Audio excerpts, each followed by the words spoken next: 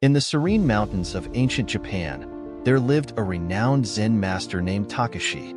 His wisdom and teachings attracted seekers from far and wide, all eager to learn the profound truths of Zen. Among these seekers was a brilliant young scholar named Hiroshi, who had spent years studying philosophy and religion in the most prestigious academies of the land. One crisp autumn morning, Hiroshi made the long journey to Takashi's modest temple.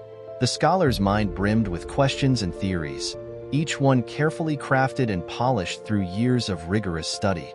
As he approached the temple gates, Hiroshi felt a mix of excitement and pride, certain that his vast knowledge would impress even the great Zen master.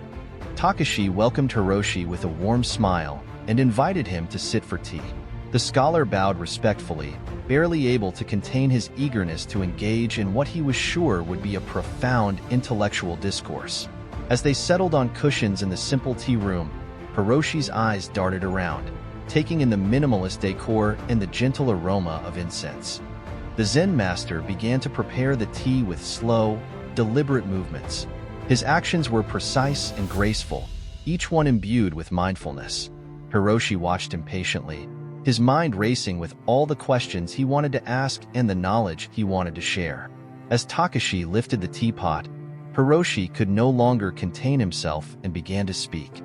"Master Takashi," he said, his voice filled with barely contained excitement, "I have studied for many years and have come to learn about Zen. I have read countless texts and debated with the finest minds in the land. I believe I have a deep understanding of the principles of Buddhism and the nature of reality." As Hiroshi spoke, Takashi began to pour the tea into his cup. The scholar continued, his words flowing faster and faster, like a river swollen with spring rains. He expounded on complex philosophical concepts, quoted ancient texts, and posed intricate questions. All the while, Takashi remained silent, focusing on pouring the tea. To Hiroshi's astonishment, the master kept pouring even as the cup filled to the brim, then overflowed, spilling hot tea onto the table and floor. Alarmed, Hiroshi exclaimed, "Master, the cup is full. No more will go in." At this, Takashi finally stopped pouring and looked directly into Hiroshi's eyes. With a gentle but firm voice, he said, "Like this cup, you are full of your own opinions and speculations. How can I show you Zen unless you first empty your cup?" 8.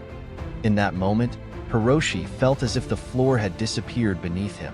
The truth of Takashi's words struck him with the force of a thunderbolt. He realized that his prized knowledge, his carefully constructed theories, and his intellectual pride had become barriers to true understanding. For the first time in years, Hiroshi fell silent, his mind quieting like the surface of a still pond. As he sat there, humbled and receptive, he began to understand that the path to wisdom began not with filling oneself up, but with emptying oneself out. And in that emptiness, he found the first glimmer of true Zen insight.